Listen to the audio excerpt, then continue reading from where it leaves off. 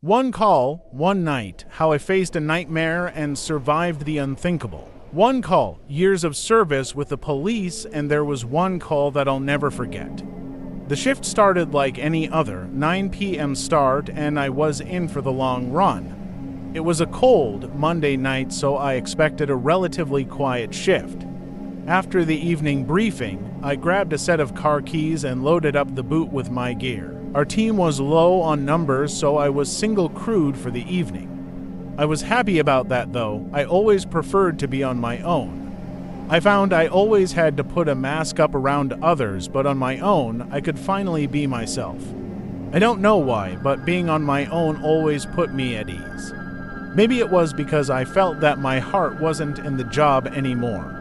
When I started this job, I felt like a hero, like I could really make a difference. Now I just felt like a number on a spreadsheet, a zombie just clocking in and out, counting down the hours until I can go home. The time went by soul-crushingly slowly as I aimlessly drove the dark, quiet streets. My eyes started feeling heavier and heavier, and as 3 a.m. rolled around, it was always a time where I would have to fight just to stay awake. I was so tired, I even thought about pulling into a quiet spot and having a quick power nap when all of a sudden I was jolted awake by a call over my radio. Yankee Bravo 26, it startled me. I didn't realize I had the radio on full volume. I grabbed it and answered. Yankee Bravo 26, go ahead, I said, eager to get started. The control room operator explained that there'd been a silent 999 call and told me all the necessary information for me to reach where the call was coming from. These calls were usually nothing to worry about. 9 times out of 10, they would be accidental pocket dials. So I made my way to the address the call was coming from, and when I got there, a wave of disappointment came over me. It was a block of flats. I called the control room for more information, but all they could tell me was that the call came from this address. I got out of my car and had a look around the building. It was huge. There must have been at least 50 tenants in there. I checked if I could see any lights on from outside, but it was to no avail. I knew what I had to do. I would have to enter and knock door to door to find exactly who called us. I sighed deeply and walked towards the front of the building.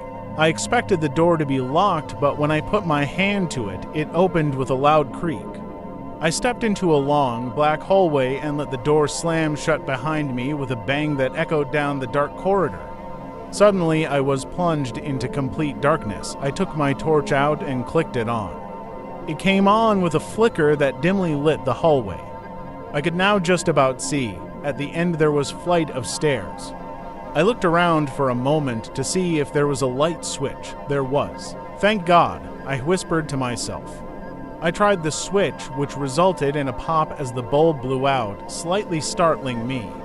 All I had now was my torch to light the way, and slowly I made my way forward to the flight of stairs ahead of me.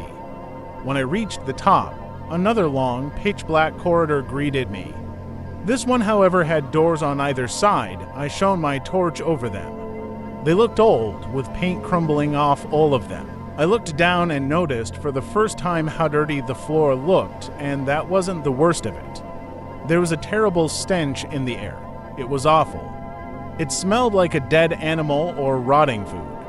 There were always places you visited as a police officer where you would wipe your feet on the way out, and this was one of them. There were stains all over the carpet, deep black stains. At that point, I reminded myself that someone most likely just called us by accident and all I needed to do was make sure everyone was okay, so I started to knock on all of the doors. The first few times I knocked on different doors, there were no answers from anyone. I didn't want to force entry into any of the flats. If I'm being completely honest, I didn't want the hassle of the paperwork. I carried on knocking on other doors when I heard a faint noise coming from above me. It sounded like furniture being scraped along the floor. Now I knew someone was here. I climbed up the next flight of stairs and made my way to the flat from which I believed the noise was coming from. When I got to the next level, I could see a small line of light emitting from under one of the doors. I made my way over and knocked loudly. "Hello? Police, could you come to the door, please?" I said with as much authority as I could. I could hear rustling from the other side before suddenly the door began to slowly creak open. I found myself looking at an old, thin man. I could only see a part of his face as he peered around the half-open door. He was incredibly gaunt in the face and had a long, disheveled beard. "We've had a 999 call from this address, just making sure everything's okay, sir." He didn't answer me at first. His wide eyes were peering down the hallway like he was looking for something. "Everything's fine," he whispered. "You should leave." "Why?" I asked, confused. The old man pushed the door shut in my face and the light from under the door disappeared. I was left confused and unable to react. I couldn't explain why, but at this moment I began to feel a sense of unease. Was I in danger here? All I knew was that I still needed to find whoever made that 999 call, accidental or not. I collected myself once again and continued my efforts in going door to door. I was still met with nothing but silence, and when making my way through the building, the putrid smell only got worse. As the smell became more powerful, I realized it was something I recognized. It was the smell of death. Any police officer will tell you that smell is instantly recognizable the moment it hits your nose. I felt a pit in my stomach. I'd seen death before, but I hadn't prepared myself for it tonight. I grabbed my radio to call for backup, but was met with indifference. All other police officers were at emergency calls. Frustrated, I continued to follow my nose and find the source of the foul smell. As I climbed up yet another set of stairs, the pit in my stomach grew, and so did the foul stench in the air when, without warning, I heard a quiet whimper. It sounded like someone was crying and trying to stifle it as best they could. I admit, I was scared now. I could feel my heartbeat in my mouth, and the sweat began to make its way slowly down my forehead. The quiet whimpering continued. "Who's there?" I called out with a slight nervous crack in my voice. The crying suddenly stopped and left me in complete silence. I stood completely still for the longest time, listening out for any more noises. All I could hear now was the occasional whistle of wind coming from outside. I pointed my torch in front of me, and what I saw terrified me. Black stains everywhere, all over the walls and the floor. The way the stains were formed, I knew it had to be blood. I grabbed for my radio once more, and my heart sank. My radio was dead, and my spare battery was in my car. "Shit," I whispered to myself. In my tiredness, I had got seriously complacent. I turned around to face the stairwell, and I was just about to make a run for it back to my car when there was another sound. Heavy breathing coming from behind me. It was only just loud enough for me to hear it. I quickly turned around, shining my light down the hallway. The breathing stopped, however, and I noticed that one of the doors was opened. It wasn't before. Someone must have opened it while my back was turned. Every fiber in my body was telling me that I should turn around and get back to my car, but a part of me had to know what was in there. I unclipped my baton from my belt and extended it. There are no guns in this country, so all I had to defend myself was my baton and standard-issue pepper spray. I came to the open door, and the smell was unbearable. I knew it was coming from this room, and as I stepped inside the flat, I found a light switch next to me and flicked it on. I'll never forget what I saw. There was blood everywhere, the walls, the floor, the ceiling, and more bodies than I'd ever seen in my life. They were all naked and strung up like pigs in a slaughterhouse. They were emaciated and pale gray. Some looked as if they'd been there for months, and some looked like they'd only just been strung up.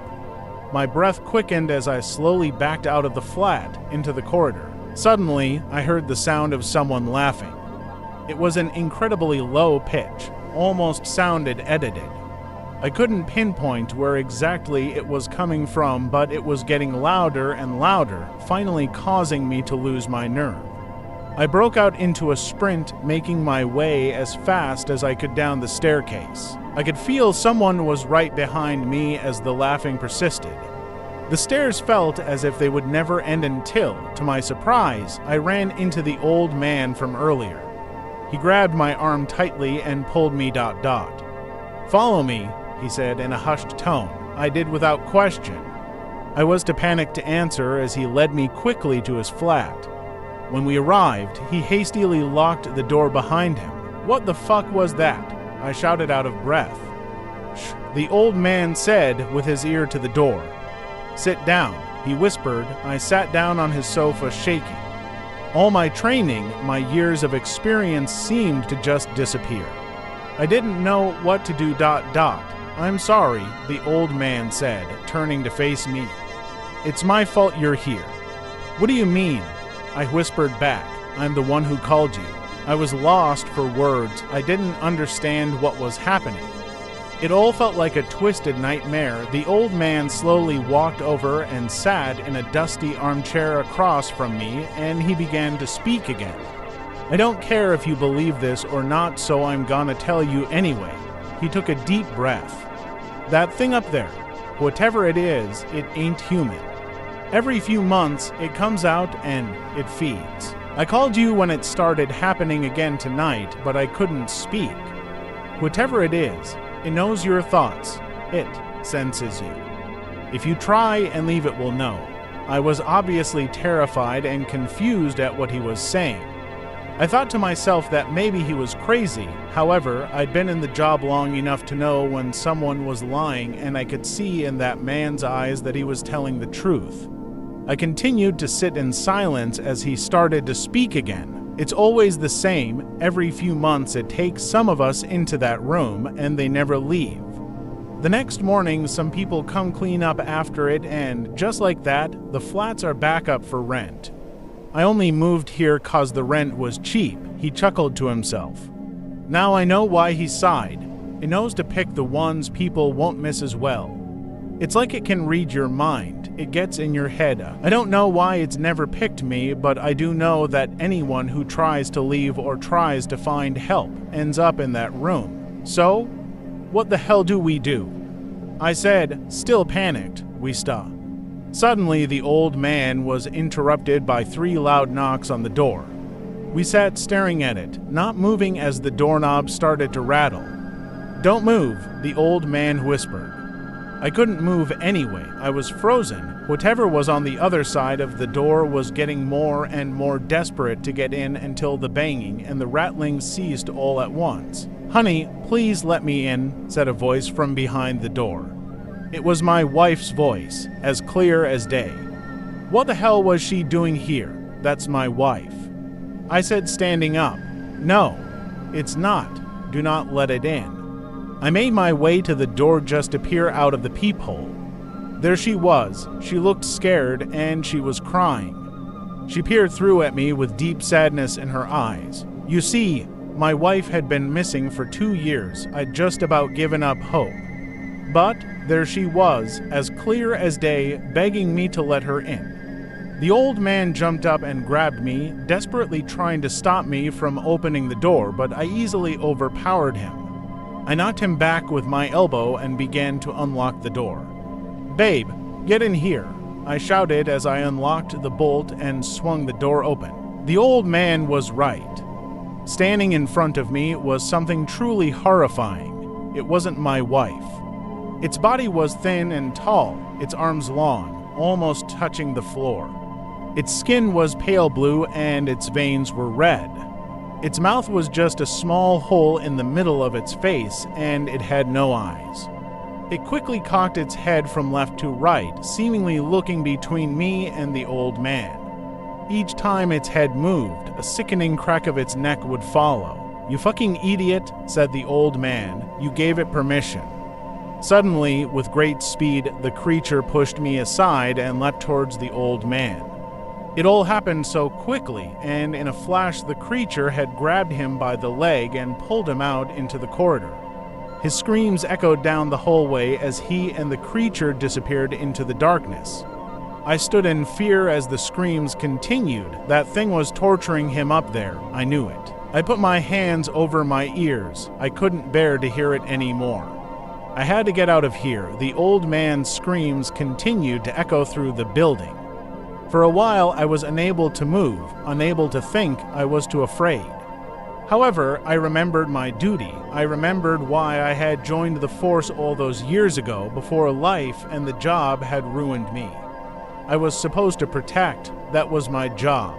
So I steadied myself once more and made my way upstairs through the oppressive dark, the familiar stench guiding me to that room of horrors. I made it to the floor where the room was and shined my torch down the hallway. The desperate screams of the old man had stopped now. I knew I was too late, but I made my way forward anyway, and as I got closer, I heard a faint crack. It was that thing moving. I snuck closer. Now I could hear the sound of it breathing. I creeped even closer until I was almost at the entrance to the room when I noticed a hand slowly reaching around the door frame. I stopped and waited, staring at it, its long claws tapping rhythmically against the wood. That's when the laughter started once more. It was louder this time, and I felt as if the sound was coming from deep in my mind. "He's gone, I'm afraid," a voice said. The voice felt like it was right next to my ear, causing me to flinch. It continued to talk to me. I was frozen, almost like it was controlling my movements. "We can help each other. We could be friends," the voice carried on. It slowly stepped out of the hallway, revealing itself to me once again. Slowly, it turned its head towards the room. "You know it's your fault he's dead." The voice in my head was so painful to listen to. It felt like pins being pushed into my skull, just like your wife, it said, laughing. "Maybe if you hadn't been so obsessed with work, taking the extra shifts, only ever thinking of yourself, you might have been there to stop it happening." The pain was unbearable now, unlike anything I had felt before, but despite the pain, I managed to remember something the old man had said. "It knows who won't be missed. This means it must have selected its victims so it won't be caught." Maybe, just maybe, I could turn around, ignore it, and walk out. Could it be as simple as that? I thought to myself. I took a step backward, and with a sharp crack, the creature swung its head towards me. I turned my back on the thing as it continued to torment my mind, but my will was set. I walked forward, hearing its grotesque body moving behind me the whole time. It was so close I could feel its warm breath on my neck. It kept talking to me, describing all the ways it would torture me, but I persisted. In all my fear, I knew one thing. The creature wasn't trying to stop me. I was right ...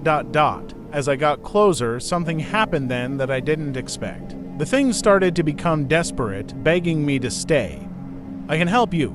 It spoke. "You could live forever.